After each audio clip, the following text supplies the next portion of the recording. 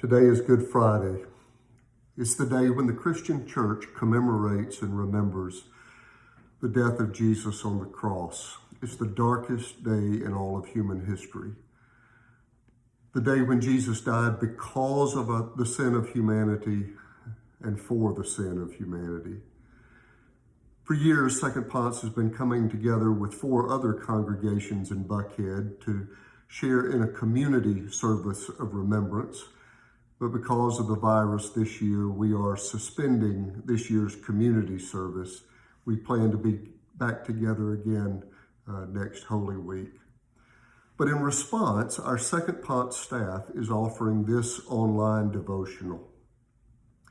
By tradition, Jesus hung on the cross from noon until 3 o'clock on that fateful Friday. And so our devotional services this afternoon are going to be coming on the half hour between now, noon, and 3 o'clock. Different staff members will be offering short devotionals on the half hour.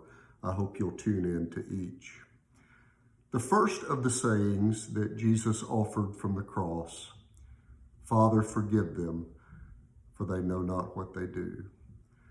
If you can imagine, in the heights of personal anguish, Jesus was not only thinking about others, but praying forgiveness for the very ones who caused the suffering.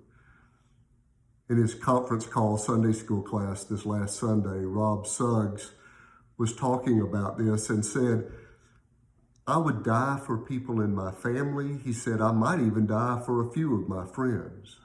But who would die for their enemies?" Jesus is being whipped with leather straps, with bone fragments tied to the end. He's been ridiculed and hung to die in anguish and disgrace. And he responded by asking God to forgive, demonstrating that he was the most fully alive person to ever live, even right before his death. It's also a reminder of why we need a Savior. Forgiving those who cause us the most pain is not in our own strength to do. And so Jesus is forgiving us too, even as he models for us what it looks like to be this perfectly human.